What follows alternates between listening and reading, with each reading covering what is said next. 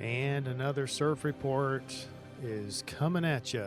Lunar Eclipse. Total lunar eclipse on the 14th, 13th, 14th of March. But this whole week is what we're doing our energy report on. It's going to start off with the eclipse, but there's so much more. And so we have a cosmic kind of a polarity happening, clarity versus chaos.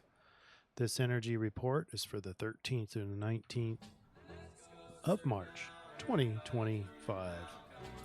And to get us started is our summary slide of the influence. As you can see, what I do is I put these circles in representing each of these sources: Tropical Astrology, Dreambot, Collective Unconscious, and an I-Ching reading. I plot them together, and then we look at the overlap. The best I can tell, we're going to have both chaos and clarity. How does that happen? Well, with an eclipse, also Mercury retrograde. We have Sun and Neptune having some special alignments together. So there is quite a bit happening, particularly around Pisces, a Pisces influence and a Virgo influence. Virgo is where the eclipse will be. Collective Unconscious says God. God is number one for the first time ever in the Dreambot run. And the word awakening is also there. So I know that's been there before, but it's not very common.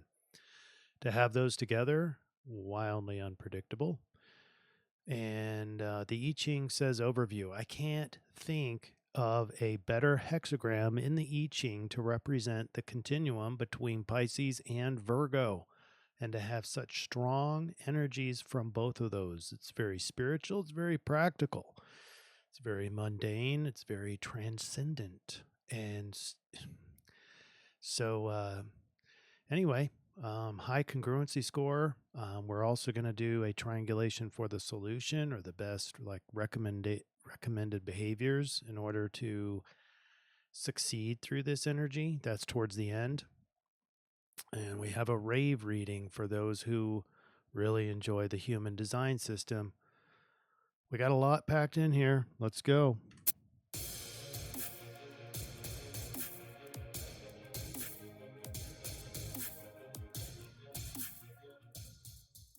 Mary Ducina calling out you because you have the best comment this last week. Says, winds of change, unquote. Tennessee found out.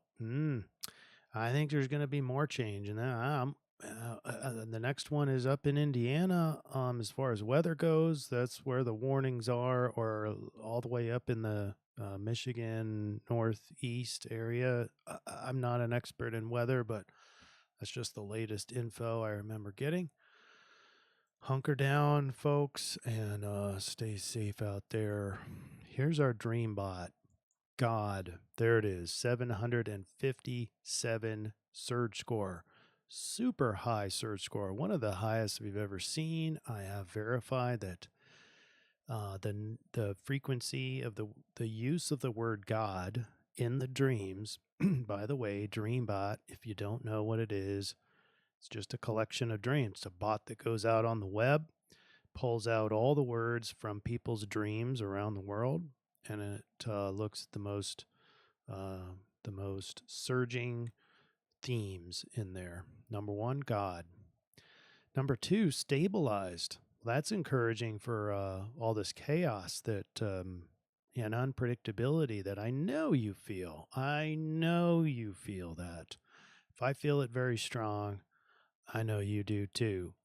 It feels more like insane and ultra and these extremes. But yes, number two word is stabilized. God and stabilized. So that's somewhat encouraging and settling, knowing that there is sort of a divine plan, and all that. Okay, so listen to these red words, the red arrows: God, mentor, lucidity, awakening. There's quite a bit more, like three, like Trinity and sky and paralysis. Paralysis and stabilize sort of go together. So it's like such chaos that it's actually stabilizing. Does that make sense? Like something that would happen in a great awakening. We all just get stunned, but yet like this, finally, hopefully that's the case. I've been trying to get like predictions and headlines through these linguistics, but without the actual dreams, it's pretty much impossible. Or not impossible, it's just not accurate. So I don't know what the outcomes are. All I can tell you is what people are dreaming, and I find it very interesting. The green arrows are extremes and wildly unpredictable. Bar, break, run, extra, insane, drive, arms, ultra. So it's just like really extreme. That's kind of chaos, right? Chaos and unpredictability. All right, let's get into the astrology. Here we are. We are at the end. You know what this means? It means I need to make a new eclipse chart because we have a new eclipse season coming up, a new eclipse cycle, a new 6-month cycle complete with new moons and full moons in that cycle. But this is the end of the current cycle. It was ruled by Libra back in October of 2024. And now we're at the completion with a Virgo. Perfect full moon lunar eclipse for closing down this cycle, right? This is going to be the last full moon of the 6-month cycle, and then we'll start anew with a total solar eclipse in about 2 weeks. All right, so there we are in the big picture. We're also here in the this is the month of March with the 2 vertical black lines, and you see the lunar eclipse right here. We also see something interesting where Mercury in Aries is going to go retrograde, and Venus is already retrograde in Aries. And so these will basically go hand in hand with a few degrees in between, but basically hand in hand back into Pisces, as you can see at the end of March. So that's pretty interesting. And we'll look at the archetype of those together throughout our week here today. I think the biggest themes that you want to pull out of here are, again, Pisces, heavy influence in Pisces and Aries. Here's your energy chart from an intensity standpoint. The eclipse, the lunar eclipse is right here, ish, somewhere around in here. That's why it's kind of climax, but it doesn't really descend down. These eclipses have such a big influence. A lot of you are reporting having sensing the energies of the eclipse, even though it hasn't happened yet. So plus or minus, say a week for these eclipses, if you're really attuned. All right, Thursday the 13th. Let's give you kind of a big picture before we get into the eclipse. Some of you on more of the west side of the window, and I'll show you where the window of this eclipse is going to be. In other words, where people are going to be able to see the blood moon. But if you're on the west side of that, then it'll probably be on the 13th for you. But if you are on the east side, it'll probably be on the 14th of March. But so this is Central Daylight Time, Daylight Savings Time, whatever the heck that means. Thursday the 13th, Sun, biggest influence in Pisces. There's a lot happening to the Sun. A lot of players right here. We have conjunct with Saturn, North Node, and Neptune, and we have a sextile over to Uranus. And that amplifies the soul's evolutionary journey towards unity, compassion, transcendence. That's the Sun in Pisces. And all the players, North Node and Neptune, and enabling access to higher realms of inspiration, imagination, mystical experiences. The sextile over to Uranus and Taurus suggests opportunities for grounded practical innovation and the manifestation of visionary ideas into tangible form. Number 2 influence on this overview is the moon. And the moon is in Virgo, and it's in a waxing gibbous state, closing in on the south node, closing in on an eclipse. This moon supports the refinement and integration of these spiritual insights into daily routines, health practices, and acts of service. The lunar phase encourages discernment, critical analysis, and the improvement of systems and structures to better align with one's evolving spiritual purpose. We can already sense that there's like a combination between Pisces and Virgo. Bring a Mercury and Venus together. They're conjunct right now, 1 degree. Mercury is in a direct state, but will soon begin a station, in other words, freeze in Aries and then begin a retrograde hand in hand with Venus. This together brings a bold, assertive energy to communication and relationships, fostering the courage to initiate new connections, possibly, express authentic desires, pioneering unconventional paths. Also, negotiate and mediation are implied here. Contracts, maybe old contracts, since both of them will eventually be in retrograde together. And so you're going to be reviewing more than initiating. And then don't forget about Pluto and Aquarius. I mean, looking at the energies of this week, it's Pluto and Aquarius really synergizes just with the eclipse kind of a mindset or energy. And Pluto signifies a collective shift towards Aquarian things, revolutionary change, upheaval, technological advancement, transformation of societal structures to reflect ideals of innovation, transparency, disclosure. You're already seeing some of this playing out, and it's only at 3 degrees. We got a long way to go for Pluto in Aquarius. Exciting stuff, but not all good either. All right, in this energy, putting all this together, all these main energies, you get profound spiritual awakenings and heightened intuition. This is confirmed by the dream bot, right?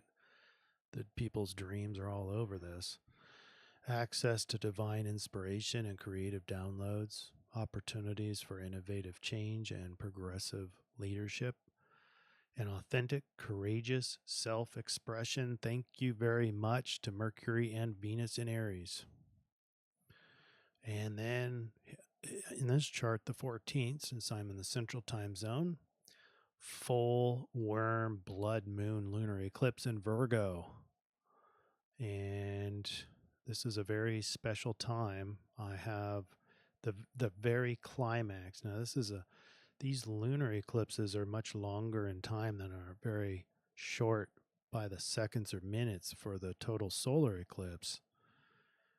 The lunar eclipses are more like hours.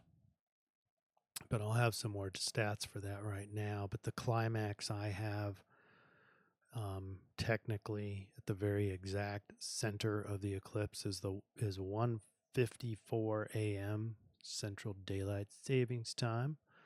But the full moon lunar eclipse in Virgo, the blood moon, highlights the axis of Virgo and Pisces. As I mentioned before, we have themes of Virgo, themes of service, health, practicality, and spiritual surrender, connectedness, possibly. That's the continuum that includes Pisces. Lunar eclipses are known for revealing hidden truths, culminating important cycles and shifting perspectives. It's represents by like a 6-month sort of a time frame.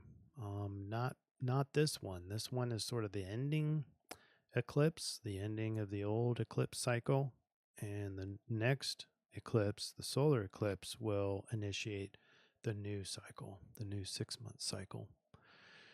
During this lunar eclipse and the period around it, individuals may feel to feel called to examine their daily routines, work-life balance, health habits. Virgo's influence encourages a critical analysis of one's practical affairs, while Pisces invites a release of perfectionism and a surrender to a higher purpose. That's the transcendence sort of a feel in the Dreambot, I believe. This is a time for discernment and purification. That is a lunar eclipse thing. It's sacrificing back to the moon, not initiating new things in this case. Also doubled with the South Node.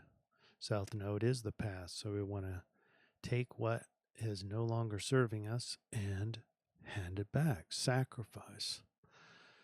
To harness the energy of this eclipse, consider engaging in a purification ritual, such as a cleansing bath. I have a picture for this. A decluttering session to release what no longer serves you. Journal about your daily habits and how they align with your spiritual goals. And set intentions for how you can bring more mindfulness and service into your life. By working with the energy of this full moon, lunar eclipse in Virgo, we can move towards a greater sense of balance, purpose, and alignment. Possible archetypes is the discerning wellness advocate, the holistic healing facilitator, the humble spiritual servant. You have just the meticulous discernment of Virgo that should be coming to the forefront. Blood moon, did I mention that? Now we can get into some more of the sort of the details here, and you can find this online. This particular diagram, this is not the video, this is just a snapshot, and I have the link down in the show notes if you want to go look at your individual location to see exactly when this window starts and stops and what it'll look like. But big picture, I wanted to show you that all of North America, most of North America is going to be able to see the total lunar eclipse, and then the west side of Southern or South America. But even you'll see partial lunar eclipses over in Africa and Europe, and then the far reaches of Russia, Australia, we'll see some of it. But lunar eclipses can be observed from anywhere on the Earth's night side. So in our cases, night is dictated in astrology charting by the sun being in the bottom hemisphere, which puts this a nighttime chart. And we have the moon at like basically 12 o'clock high. But the upcoming eclipse totality will persist for about 65 minutes, and this is slightly longer than the average lunar eclipse because the moon will be at a greater distance from Earth, requiring more time to journey through the planet's shadow.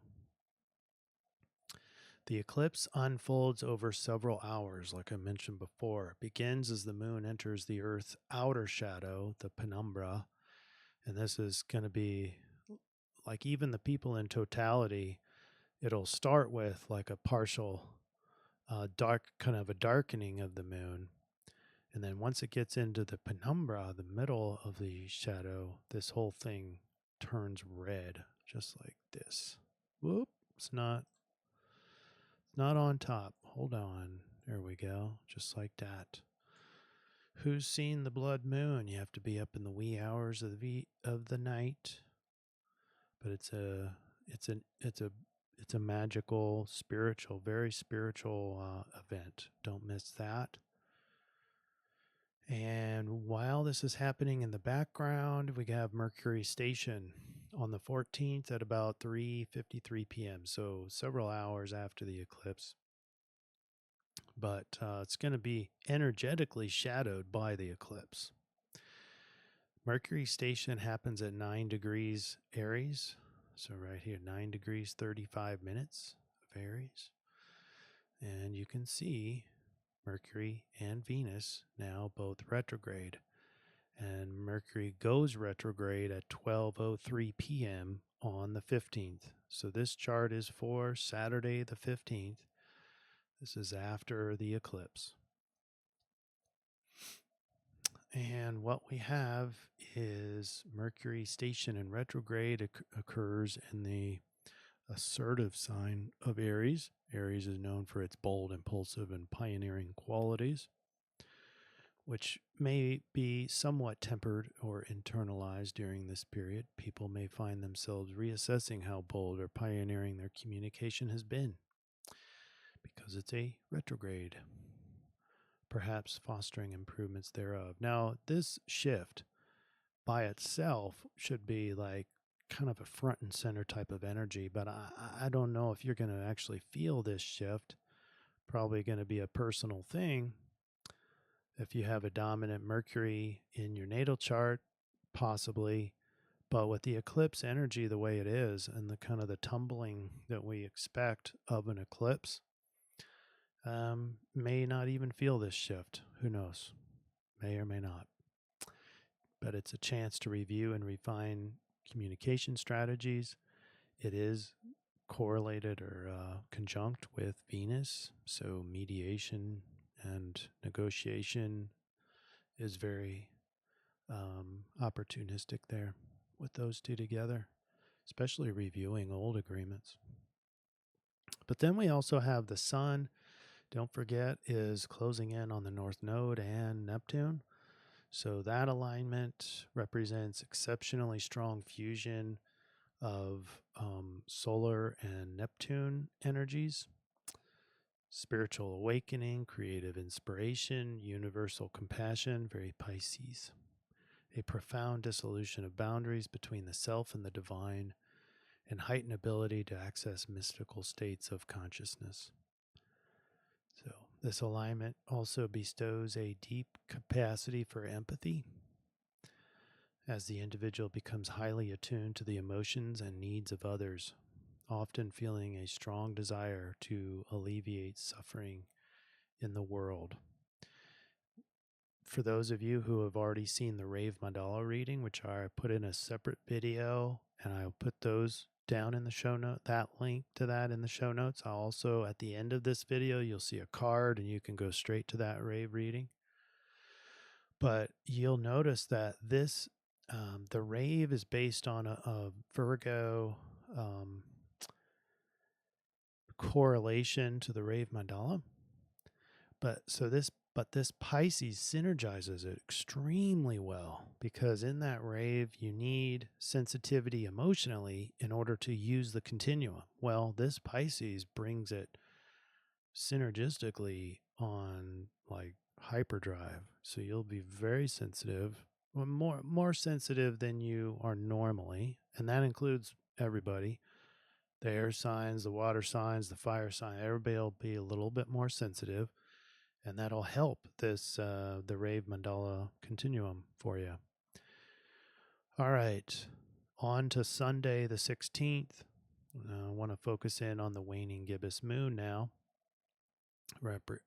Typically represents a time of reflection, evaluation, and refinement. And I say typically because this chaotic sort of eclipse energy is still in a heightened energetic state. And so who knows? I don't think you're going to have this typical time of reflection. I don't think it's going to feel like it's drawing down. I think it's still going to feel energetically elevated, but that's just a guess. But it is a time of tying up the loose ends before the approaching new moon solar eclipse. This waning gibbous moon provides an opportunity to integrate the lessons and experience of the 6 lunar cycles before this, i.e. the 6 months, the last 6 months, and carry those new insights with you to the next 6 months.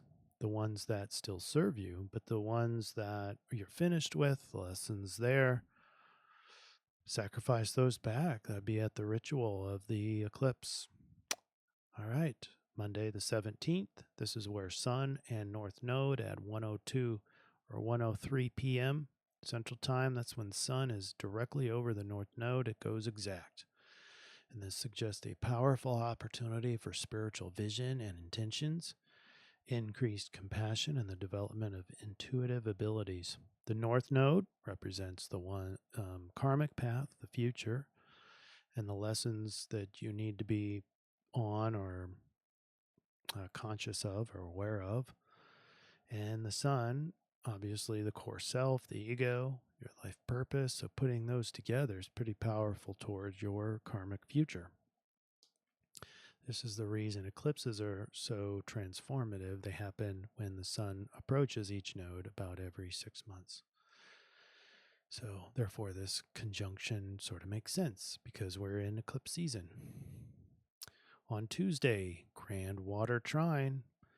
We have Saturn in Pisces, brings a sense of structure and discipline, spiritual depth.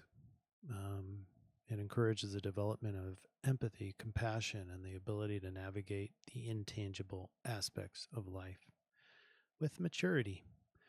And we have Mars in Cancer, infuses this alignment with a powerful drive to nurture, protect, and assert oneself in the realm of emotions and personal security and maybe home life. It's the defender, the protector is that archetype. Then you have the moon in Scorpio, amplifying the intensity of feelings, adding a layer of psychological depth and intuition, profound emotional healing and transformation. There's your picture. Saturn represents the structure. The moon is reflective of the eclipse that just happened, although no longer red, obviously. And then we got Mars over there as well. All right, on to Wednesday, the last day of our CIRF report. This is when the Sun and Neptune are perfectly conjunct. So it's exact at 6:24 p.m., 6:25 p.m. Central Time. Powerful alignment of the ego, soul, and higher spiritual realms. There we are again. We're in the mystical realms of Pisces. A deep connection to the collective unconscious. May feel a strong pull towards creative, artistic, and spiritual pursuits as we seek to dissolve the boundaries between self and universe. The Sun-Neptune conjunction in Pisces amplifies the Piscean qualities of compassion, sensitivity, and imagination. Archetypes of this energy: the visionary dream weaver, the compassionate selfless servant, the intuitive psychic channel. Ooh, channel, love that stuff. Boundary dissolving universal oneness. And even though this is technically outside of our CIRF report, the next thing is just 4 hours into our next CIRF report is spring equinox. It's at 4:01 a.m. on March 20th. I thought I'd tell you that now, and there's this big energetic paradox happening. You know, there are longtime surfers know that the last quarter moon is sort of a drawdown, but the spring equinox is sort of a amp up. So it's amp versus drawdown. There's some chaotic, paradoxical energies, and we'll cover that next week.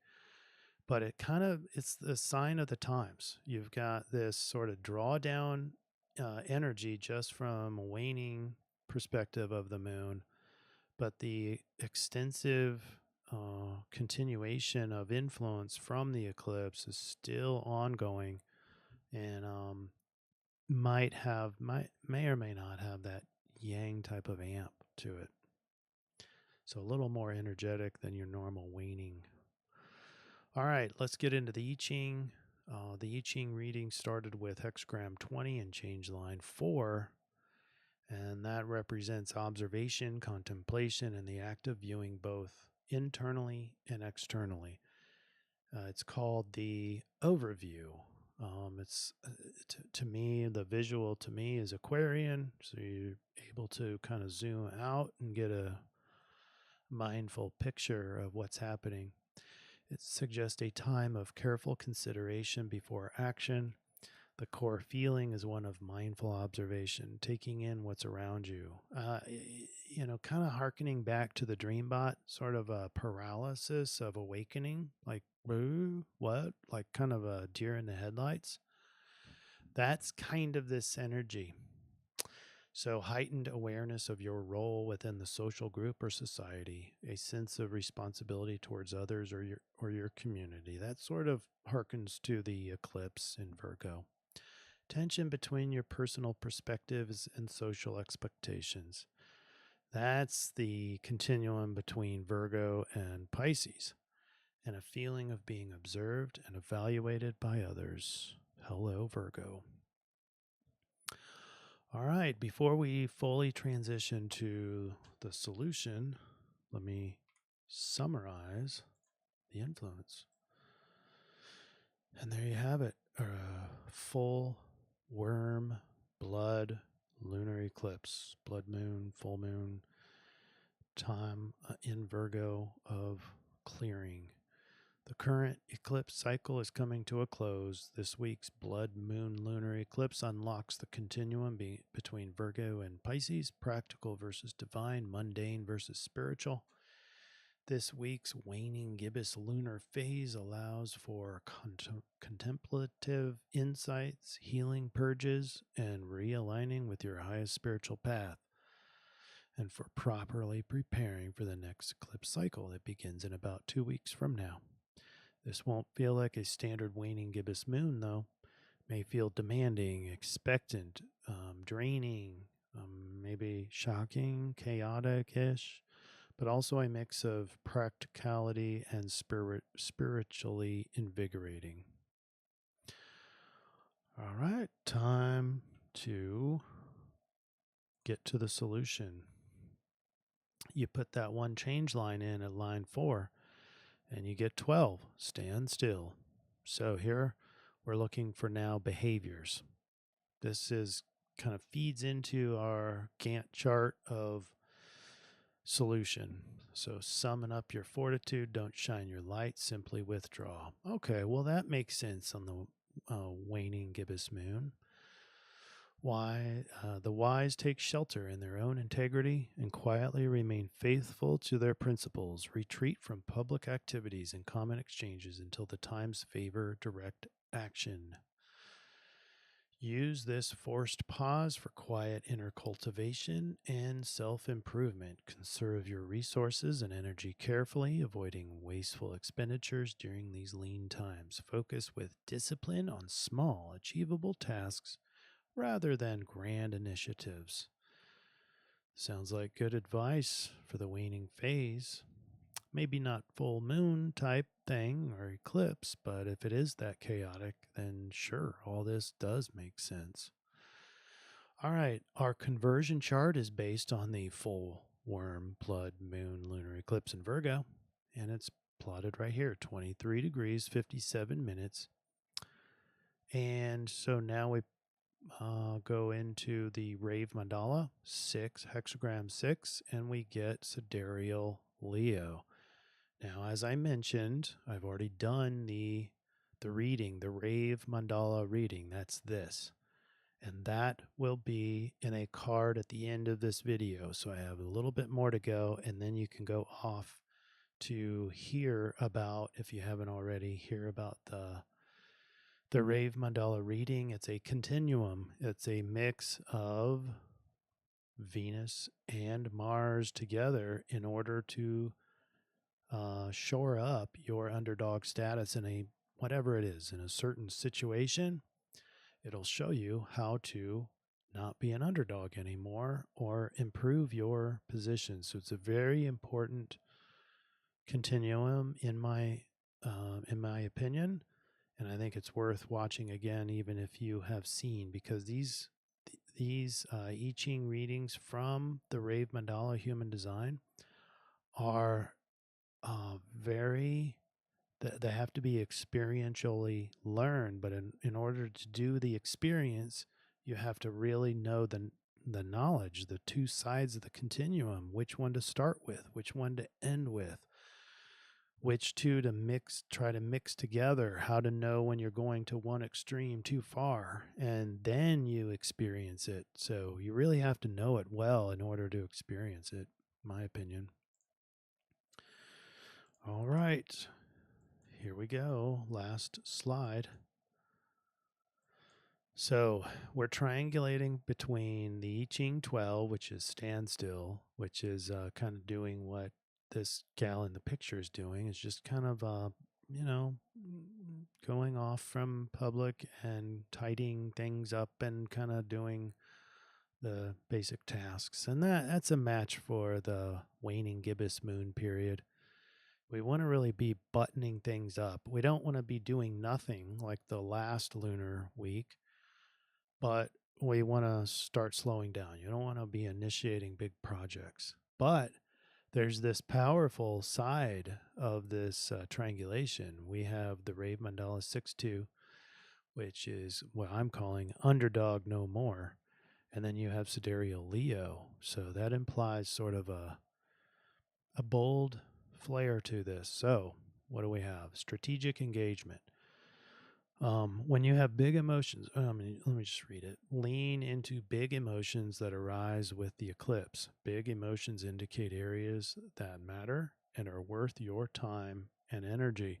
They may indicate vulnerabilities to where you need to shore those up. Resolve conflict.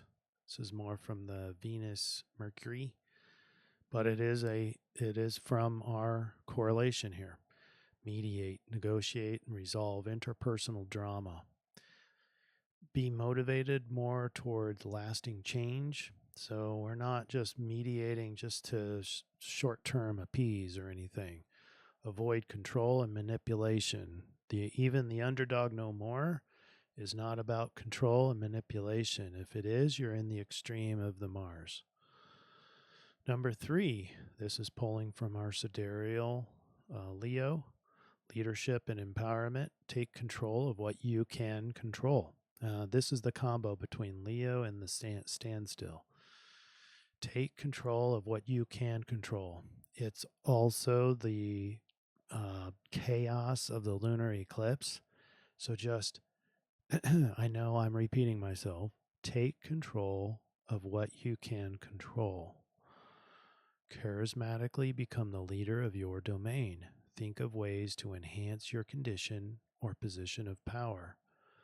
Underdog no more. So you can see that try to incorporate all those sources. Okay, and lastly, no sitting on your laurels. Finish local tasks, but fill downtime with patience, fun, and ease. That's the sidereal fun Leo. Fun, entertaining, charismatic Leo. All right, so socially, how much effort should you put into being social? Well, the I-Ching standstill is not very social at all, as you heard. Number 2 is almost entirely social. Not like social butterfly. It means interpersonal. You need to be around another person so that you can enact this underdog no more continuum. Number 3 doesn't really matter. Full moon can be very social, can be very entertaining, even ceremonial. It can also be very isolating, so it doesn't really matter. And sidereal Leo, I'd say is a little more social than especially the other signs. I think that I have perhaps the arrow a little bit too high, but this is more at the beginning of our CIRF week. At the end of our CIRF week, at best, it's right in the middle. In other words, I don't think it's going anywhere close to yin. I think the chaos of this, chaos might be a strong word, but it's in the dream bot. So who knows? Trying to assimilate the change and the energetic swirls could be difficult, and I think that's going to be sort of invigorating. So I think it's a lot more yang, at least this, a lot more yang than a typical waning gibbous lunar period, okay? But not full yang.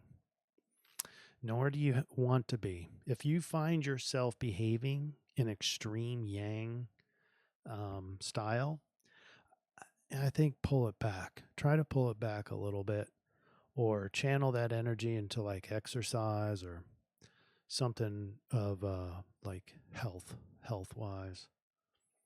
But I wouldn't let that just be cooped up and pent up and unconsciously reacted to, because you'll probably find yourself in escape mode or regretful action later. Impulsive.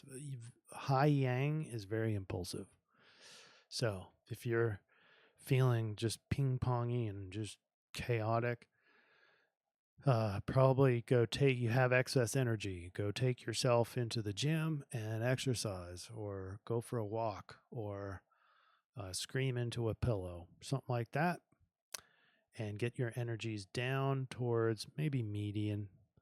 And that way you can kind of be calm and tidy up your place and finish up your lunar goals with ease, and then think about where you're going to use this underdog no more energy. It's called the gorilla line, gate 6, line 2.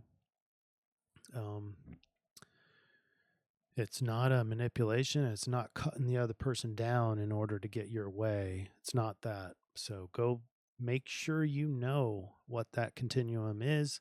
I'll put the card up right wherever, I don't know. Up at the top of this video right now will be the card. Click that, go to the rave reading again, and review that. Make sure you know the two sides, the two extremes. All right. How'd we do today? Who has questions? I appreciate all your comments. I appreciate your support here. And have a blessed week. It's going to be fun. It's going to be a fun week, isn't it? Interesting what this world is going to be bringing us. All right. You take care, everybody. Love and light. Namaste.